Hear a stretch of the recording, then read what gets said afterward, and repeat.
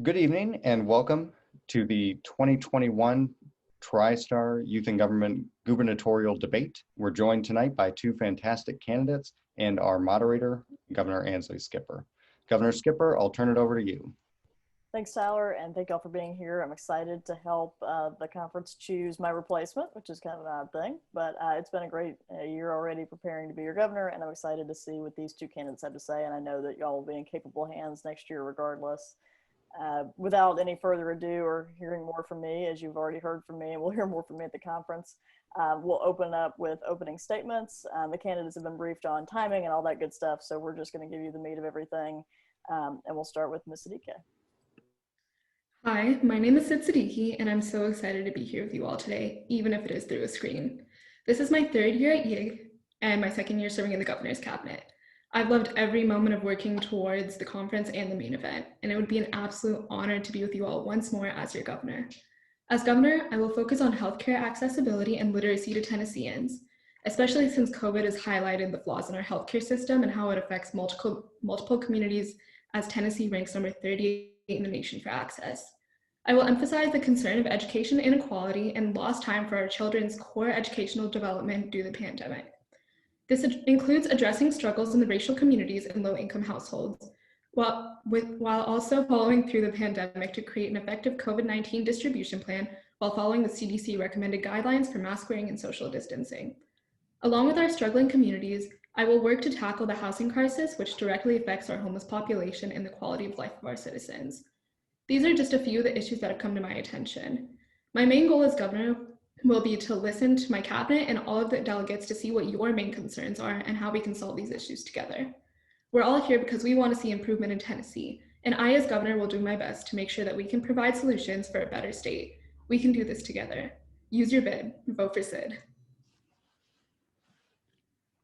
And Mr. Yarbro. Good evening, delegates. My name is Chris Yarbro. I'm a junior at Memphis University School, and I'm running to be your governor. I'd like to start by just thanking each and every single person here, whether you be a delegate, officer, advisor, or staff member.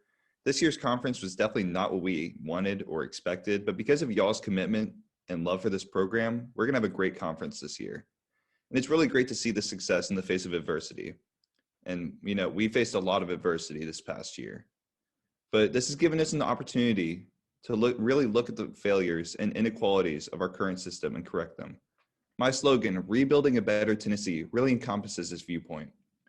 Many people are saying that we must get back to normal, but this completely ignores the pain and suffering that thousands of Tennesseans were experiencing before the pandemic even began. That's why instead of going back to normal, we need to build back better, because normal wasn't cutting it. My platform, which focuses on improving education through public preschool education and ending mass incarceration through ending cash bail and introducing alternatives to arrest, is a starting block from which we will dive into the real systemic issues of Tennessee and improve them. Thank you. Thank you to you both, and we'll just jump right into the questions. First question, and Mr. Yarbrough, you'll start, and then Ms. Siddiqui, I'll go to you next. Obviously, we are very hopeful that when your term as governor begins and the conference happens next year in April, things will be very different in terms of the pandemic situation and the public health situation in Tennessee. But we can't be sure, and we also don't know what the situation will look like with vaccine boosters and any other further measures that we will continue to be taking to mitigate the virus. So in terms of what's going on now, we'd like to ask you to explain how you would approach vaccination and the public health crisis if you were taking over as governor right now with the pandemic in the state that it's in, and then extrapolate forward what that might look like if when you take over things are better, but there are still some issues to maintain. So how would you address the pandemic, vaccination, the public health crisis, were you to take over as governor now, and then looking forward? Does that mean Ms. Skipper? Yes, Mr. Yarbrough, you'll go first. All right. Tennessee has really fallen behind in vaccine distribution. We rank 45th in administering vaccines that we have available to us, and we've given less than 70% of what is available to us. With only 1 in 9 Tennesseans fully vaccinated, we really need to ramp up our vaccination efforts. The states that have outperformed us have one thing in common. The state governments took initiative and led in organizing local efforts and made great efforts to educate the population on the vaccine. Tennessee and other states have spent a lot of money on education on masks, which has been beneficial. But unlike these other states that have outperformed us, Tennessee has had no such campaign when it comes to vaccines. As governor, I would have the state government take the initiative in vaccine rollout and distribution, as well as create an education campaign that actively urges citizens to get the vaccine. I want to make sure that next year I can get to meet each and every single one of you. In fact, I would also like to say that if you're eligible to get the vaccine, please get it as soon as possible. Even if you don't think you're at risk, you're saving other people's lives. Now, in terms of looking towards the future, the health crisis in Tennessee has never been great. You know, we've had an opioid crisis for God knows how many years. So one way that I want to fix this is by expanding Medicaid. Since 25% of Tennesseans do not have a doctor, it's really important that we expand access and create an affordable system that works for all Tennesseans. Thank you, Mr. Yarbro, and we'll turn it over to Ms. Siddiqui. Thank you. I completely agree with Chris. If you are over 16 years old and you are eligible to get the vaccine, please get vaccinated. But along with the question, Tennessee has had very poor planning and distribution of the vaccine, and it's severely affected the rate of distribution. So we need to implement an evidence-based prioritization and distribution plan to accommodate the needs of the whole population and increase the pace of vaccines. And along with that, we need to think about specifically how mass incarceration has been a public health crisis with COVID. There have been studies that have estimated the rates of COVID-19 in US prisons that are 5.5 times higher than case rates in the general population. So once the virus enters these facilities, many are over capacity and there's not enough space to physically distance. So overcrowding in jails, it leads to the rapid spread of infectious diseases. But in regards to the future, yes, we should continue to have a plan for future COVID health resources and to work with the CDC to keep us all safe. And we have to keep one step ahead with hospitalizations and the public health of Tennesseans with COVID. Thank you. Perfect, thank you. And you'll start off with the next question as well. The next question also relates to the pandemic, and it relates to the disruption we've seen in education in the past year, which I think it's been the exception to the rule that there's been any kind of consistent in-person teaching and learning, and even remote learning has been difficult in rural counties. So as we look forward to the future, hopefully again next year things will be different, and we look forward to how we're going to make up for all that lost time. We'd like you to speak to, what are your plans for the educational recovery that's going to happen post-pandemic? And Ms. Siddiqui, again, you'll start. Thank you. I absolutely love this question because even before COVID, there was a huge educational issue that Tennessee hasn't really addressed yet, and that's accelerating education inequality or fixing it. The districting of our state, the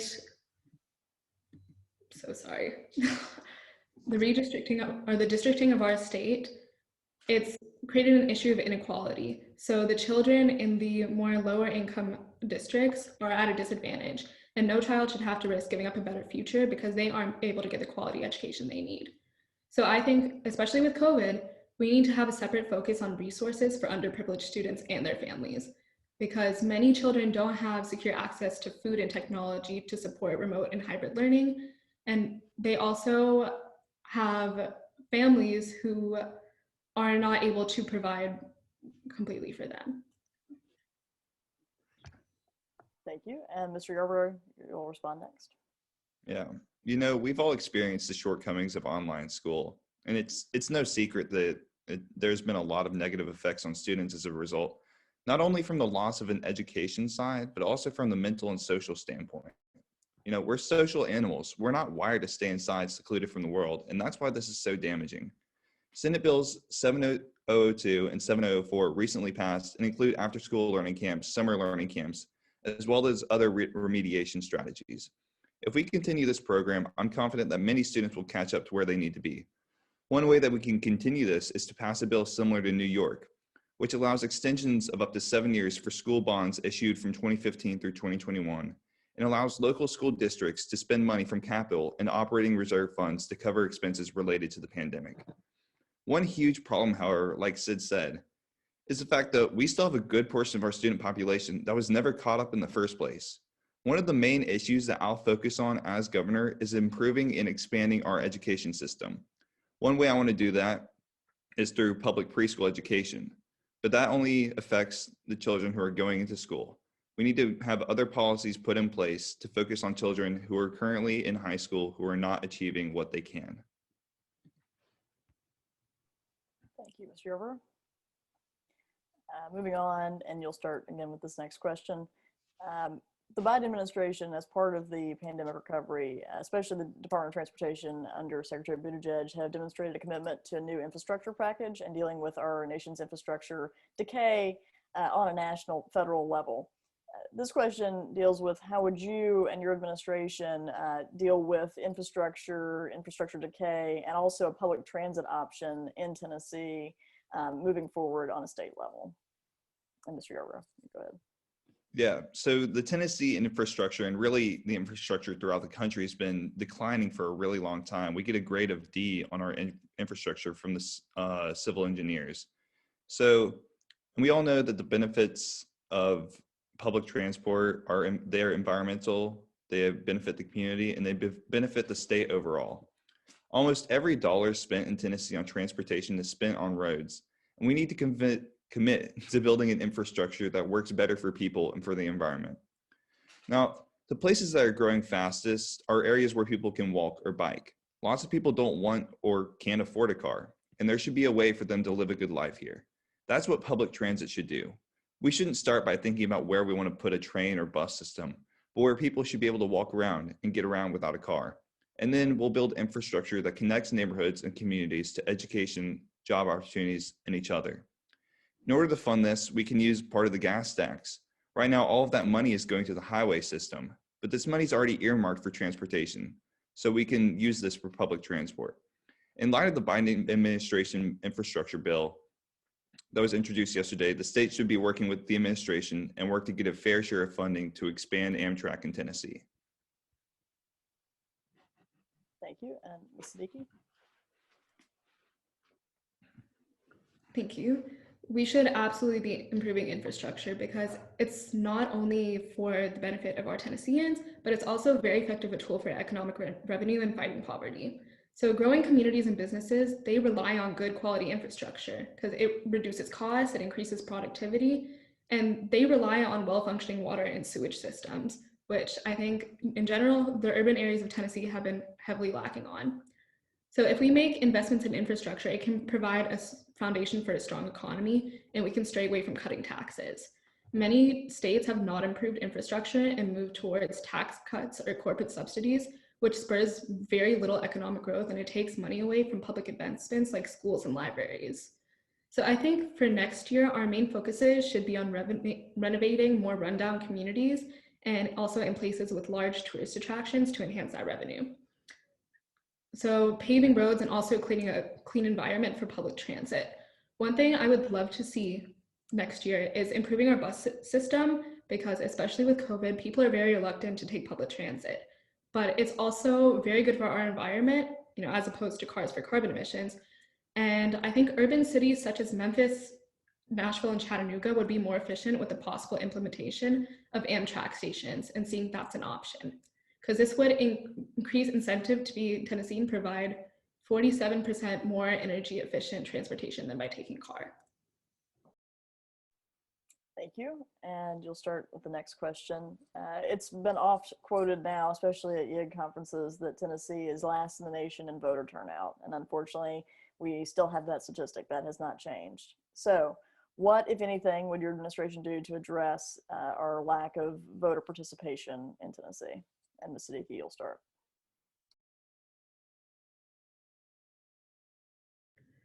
So yes, Tennessee currently ranks number 48 in the nation for voter turnout, which is absolutely unacceptable.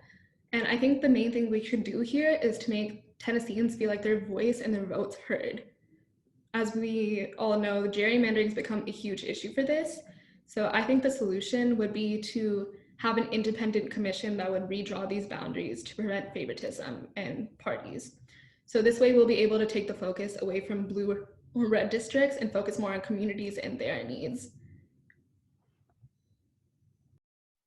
Thank you. And Mr. Yarbro, same question to you. You're muted, I believe, Mr. Yarbro. My apologies. While making people feel like their vote matters is certainly important, we should be making it easier for people to vote. And I have a few policy proposals that can help achieve this. The best thing that the state can do to improve voter turnout is quite simple. Give voters more options on where to vote, when to vote, and how to vote. This can be achieved by expanding early voting and allowing for mail-in voting. These two initiatives give voters options on how to cast their votes. Instead of thinking merely of an election day, we need to be thinking in terms of an election season. This will help prevent the crowding of polling places and making it easier to staff polls and increase the number of polling sites.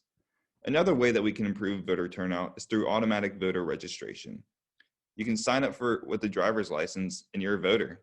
No forms, no deadlines. When Oregon did this, their youth voter turnout increased by 7 percentage points.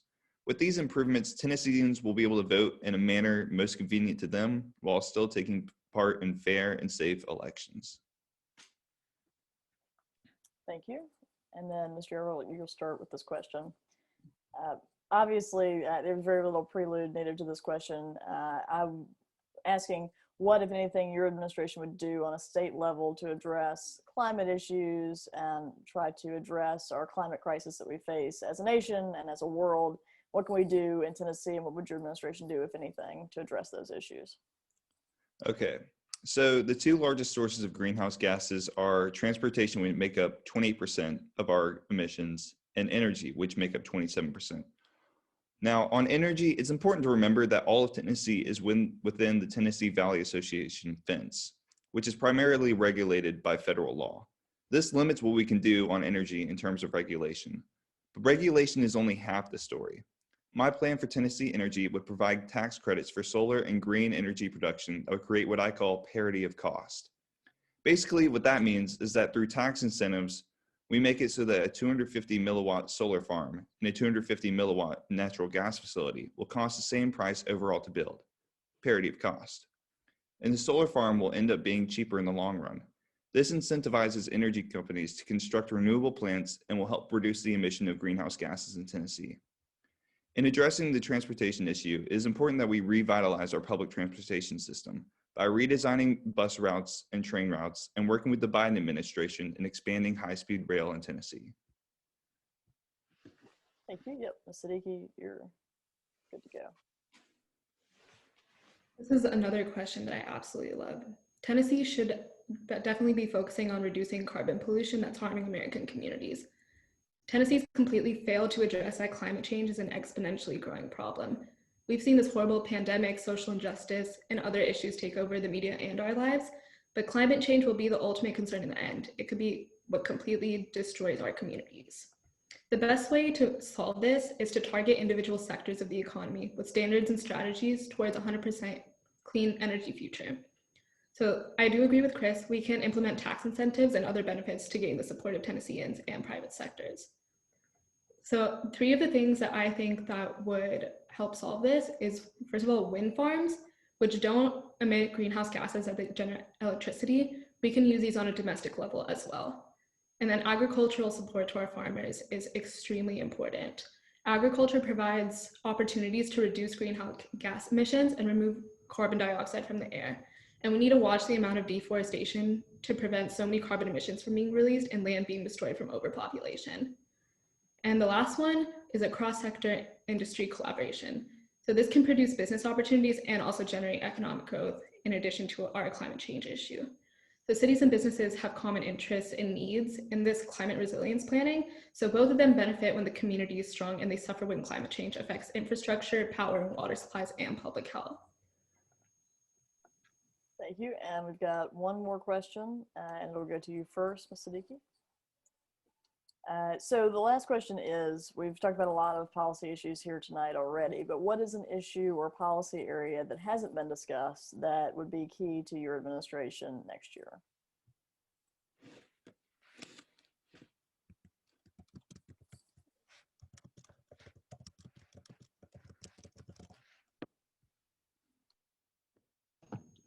So this kind of went along with the vaccination question, but one of my main primary concerns on my platform is our healthcare system. So Tennessee ranks number 30 in the nation for healthcare access and very low also for healthcare quality, which I think is unacceptable. There are multiple routes we could take for this, but it's for low income households and middle class as well. But we need to work together as delegates and with the cabinet to see what's best for our state and what'll benefit us in the long run. Thank you. And Mr. Yarbro, same question to you.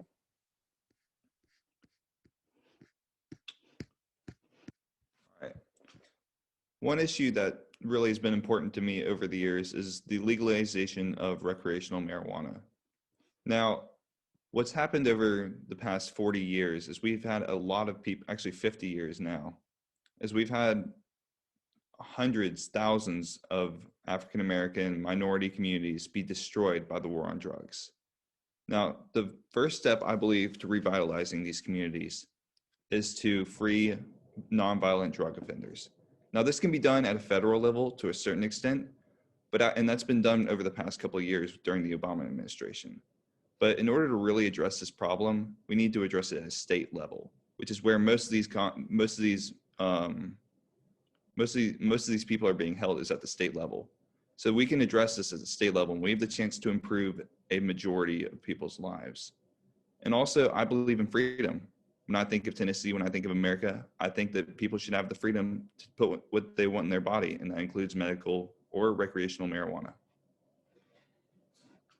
Thank you, Mr. Yarbro. And we'll stick with you, Mr. Yarbro, for your closing statement.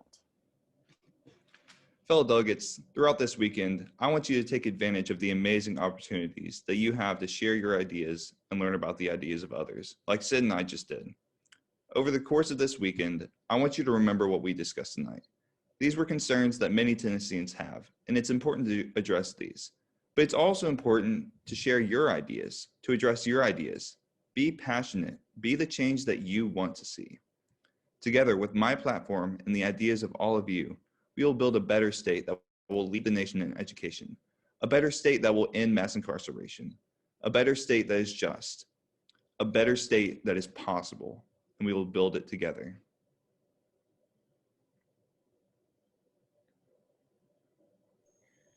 Thank you. After hearing the thoughts that Chris and I both put out, it's obvious that we have concerns about Tennessee and have significant plans to improve our state. As your governor, I will put an emphasis on listening to all of you delegates and put your concerns above all else. I will intensively hunt for solutions to our climate change issue, infrastructure and public transit, increasing voter turnout, the general health of our state, improving education, and social reform movements, along with whatever concerns you see fit to address. More than anything, if I'm elected, I promise to use my officer position to be kind and open with you all, and to make our 2022 Tristar Conference the best it can be. Keep an open mind and learn from others. Once again, my name is Siddiqui. Don't forget, use your bid, vote for Sid. Thank you to both of our candidates, and thank you everyone who watched. I'm glad that you got a better idea of what these two are offering, and the idea, as I said earlier, that you will be in good hands either way. I'd encourage you to make sure that you vote while the polls are open. That's important. You've gotten this far, you've educated yourself, make sure you go vote. Also make sure you register to vote and actually vote in real elections, by the way, people. And I'm going to echo all the comments about vaccines. We just opened it up in Tennessee to over 16. Anyone is eligible, so go get the jab. And thank you to the candidates again and everybody watching, and thanks for letting me be your governor this year. It's been fun, and I hope I know one of these two will enjoy being able to serve as your governor next year. And I'll turn it back to Tyler for some last announcements. Thank you, Governor Skipper. I'd like to conclude tonight with just a couple of thank yous.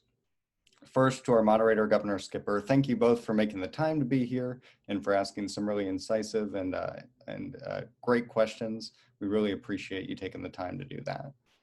To both of our candidates, I know it is strange to appear on this Zoom stage a week before the conference and have your gubernatorial debate. So I thank you for stepping up to the moment and for leaving us with some really great things to think about and just giving your voters a better idea of who you are and what you're proposing.